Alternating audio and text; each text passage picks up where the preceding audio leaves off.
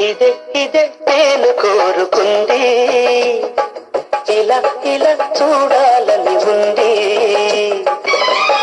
విడియం మానేసి నడుమున చేయి వేసి అడుగు అడుగు కలప. ఇదే ఇదే నేను కోరుకుంది, ఇలా ఇలా చూడాలని ఉంది.